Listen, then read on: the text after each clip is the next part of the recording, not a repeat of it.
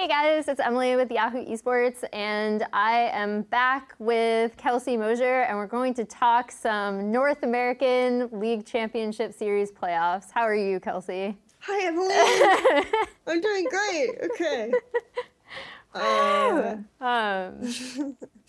So let's talk about some NALCS, which was the only region where we got a matchup right last time. Yes, we predicted one matchup correctly, and it was P1 over Dignitas. I know a lot of people going in were kind of unsure about this, especially when Inori appeared in the booth over Meteos, but P1 looked incredibly strong against Dig. I think they did a really good job of shutting down what Dignitas like to do. I actually thought Inori's pathing against Chasers was really smart. I think he capitalized a lot on some of the riskier, crazier things that Chaser likes to do.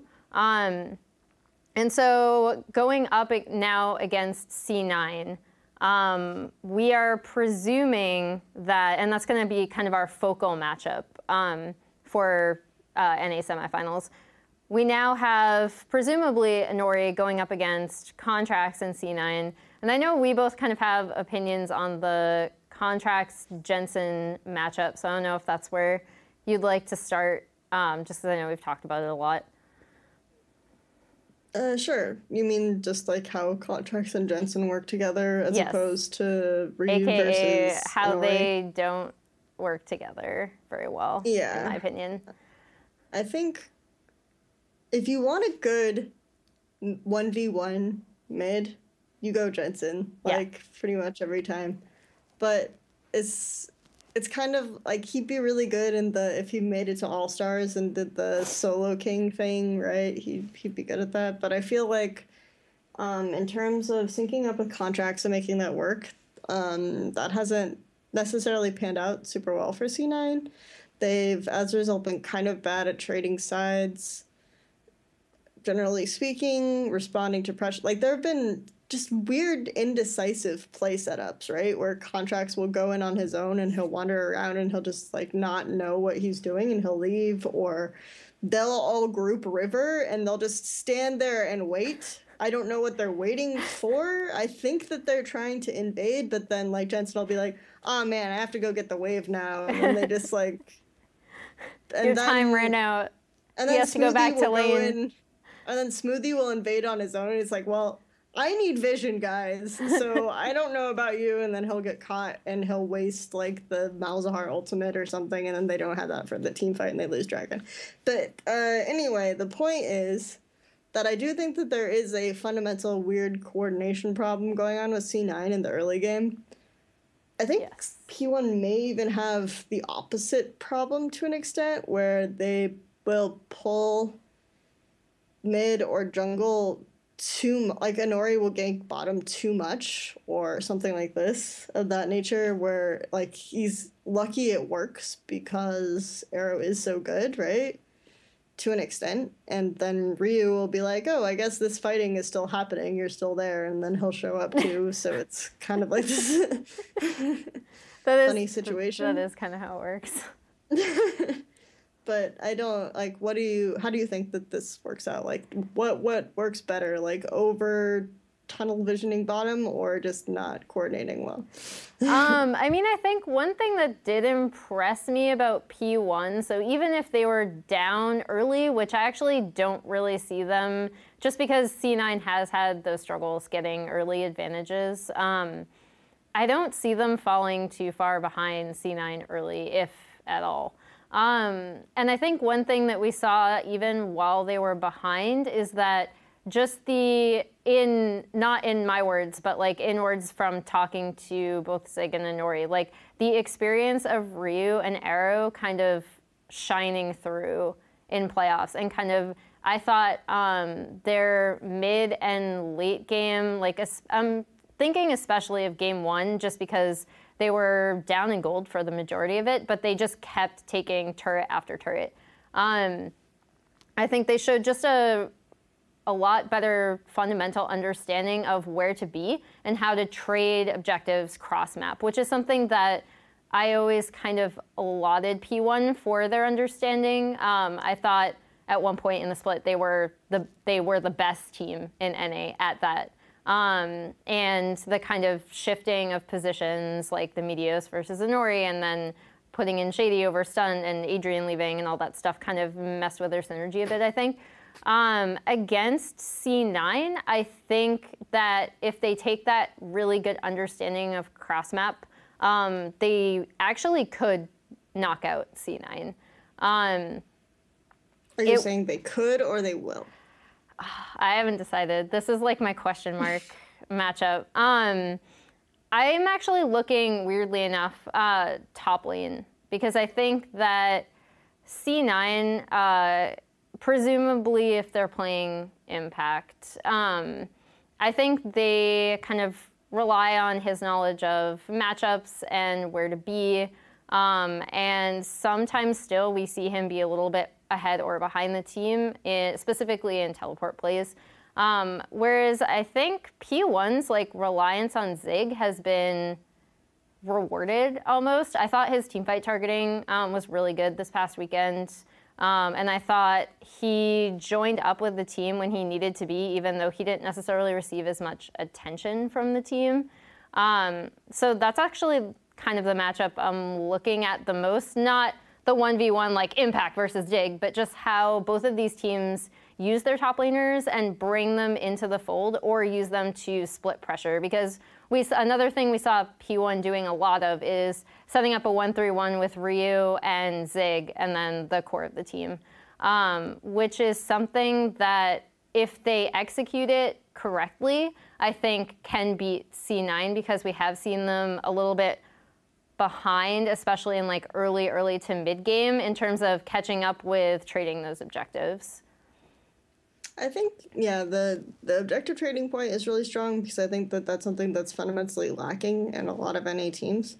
The other issue that I sort of wanted to point out was that in terms of talking about early game, and people looked at the Dig versus P1 matchup and they said things like, oh, you know, Dig were ahead early, right? So I don't think that that necessarily means you have a better early game. Like sometimes the best early game decision is to play more safe and maybe just like take the hit in terms of risky trades and things like this. And when you look at Zig and the way that they had Zig positioned on the map, he was always in a better position than Someday to get like the experience advantage, to get like to be more effective in mid game with like the rumble pick and things like this when those types of situations would arise. So I think that that's something that we look at in terms of when I think, okay, P1's early game might actually be better than C9's, even though C9 might have better laners, like individually 1v1 in certain situations. They might get like little gold advantages here, but I think P1, in terms of playing as a team, have a better early game. And they think about, like, their early game is effective in terms of they think about how they're going to transition from that point and what point they'll be at when the early game ends, going into the mid and late game. And I think that's, like, really the hallmark of what is a good early game, as opposed to just, like, getting a gold lead, which is, like, such a nebulous thing in general.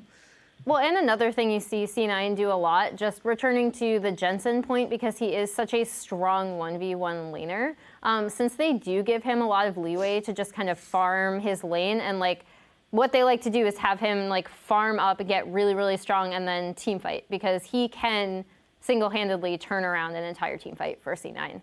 I think that if P1 can set up that 1-3-1, that kills a lot of what C9 really likes to do in their mid to late game. So transitioning from kind of fumbling their early game a bit into mid and late, where they are pulling off these team fights and getting advantages that way and then taking objectives. I think that if P1 sets up that 1-3-1 as well as they did this past weekend, I think they can definitely overcome what C9 want to do in team fights, which is kind of just let Jensen go crazy, let Impact go crazy, let Sneaky go crazy. Like whoever is doing the damage in that fight, like that's what they want to do. They want to set it up so that their laners can take advantage of their opponents in a 5v5, or even like a 4v3 or whatever. Like they try to set up the mismatch sometimes. And that's really where I think if they execute it correctly, P1 can overcome them. I also think we saw a lot, like, I hate to say this just because I've watched him play for such a long time, but like people Ryu kind of like allows everyone to sleep on him until he has these like random games in playoffs where he'll just pop off and then everyone's like, oh yeah, like we kind of forgot that Ryu can also do that in a team fight, right? Like he can play well enough to single-handedly give P1 a team fight advantage. And I thought they were really smart about playing around him having teleport or sending him to split pressure and then having him join up in team fights when needed.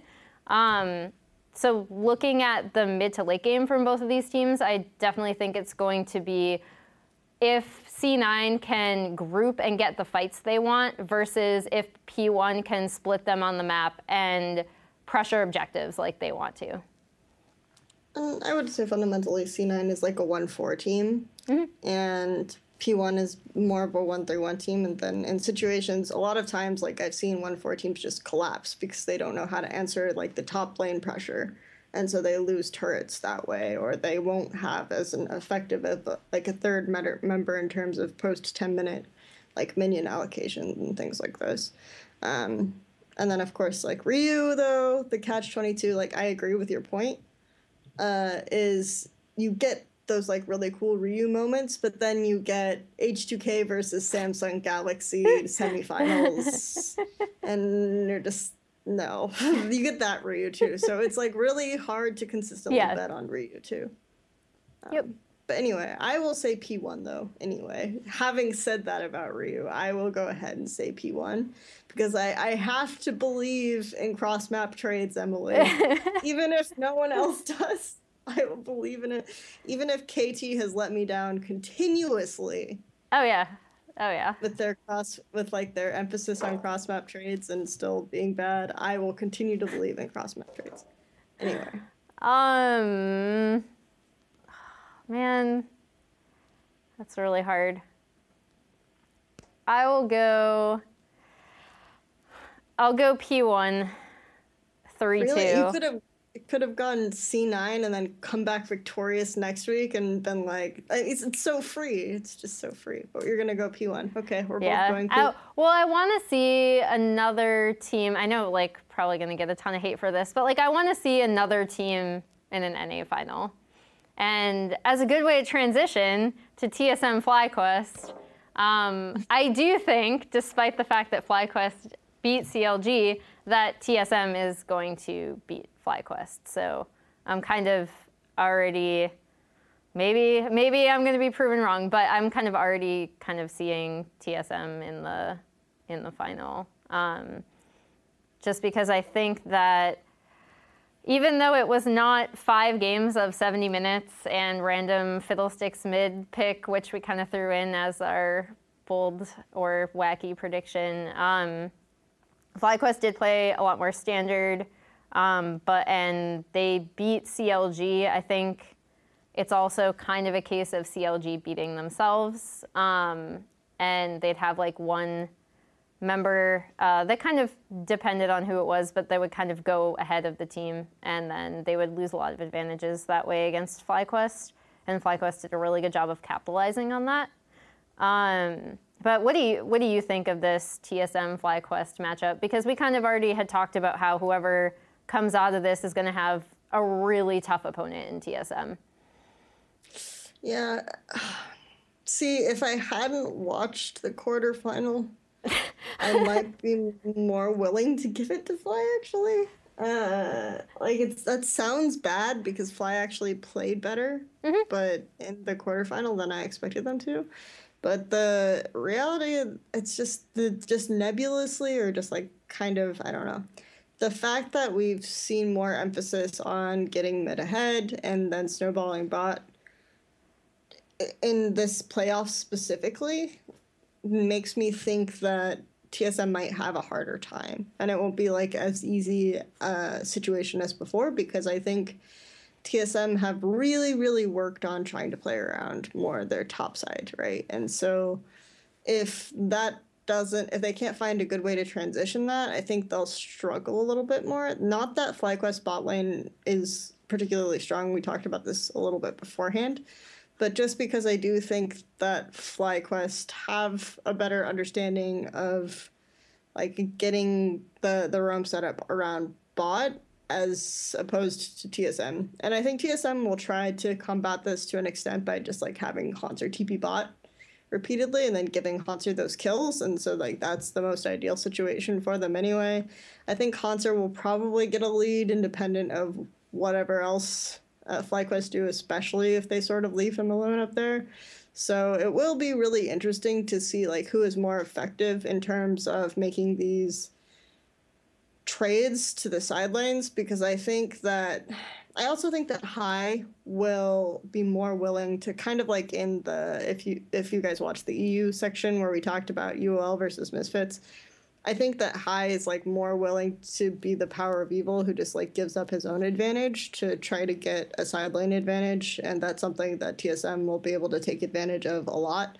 So I still think that TSM will win, but I do think that that's like an interesting question mark going into the games. And if I do want to try to beat TSM, that's something that they want to abuse a lot more. Is just like how hard can they snowball bottom lane? Yeah.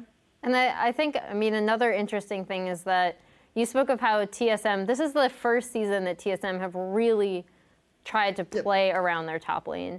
Whereas FlyQuest kind of ignore that top lane, or, you know, for the majority of the season, they were basically pretty much ignoring that top lane existed. And they were just using balls to TP into fights when they needed him, but otherwise he was kind of like up alone. So that's where this matchup is really interesting for me too, just because I think it's worth noting that Haunter has obviously had like a remarkable split, and this is the first time that TSM have really put a lot of focus in trying to facilitate their top lane. So it'll be interesting. I don't know. I still don't see this as a particularly close matchup, just because even though I do think that FlyQuest did improve, and like I made a lot of jokes going into the CLG FlyQuest split just because, or matchup, just because both teams had really, really glaring weaknesses. I think that I was really happy to see them play standard like picks that suited them really well, aside from like a few of like Moon's Evelyn, for example. I thought they used it in a good way as opposed to just like randomly picking it. So I think they've been playing with a better understanding of like the tools that they have, instead of overly relying on cheese picks. But I just don't think that they are strong enough to beat TSM.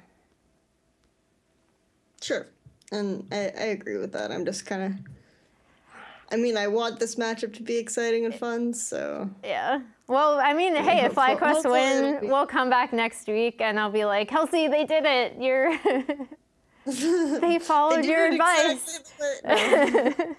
Yeah, so I also, like, I think I already said I predict TSM, so hopefully it'll be a fun weekend of games in general. So thank you for chatting with me. No, Emily. thank you. And thank you guys for joining us for another playoff predictions. We will be back next week, and you can check out all of our other stuff on Yahoo Esports. Thank you so much.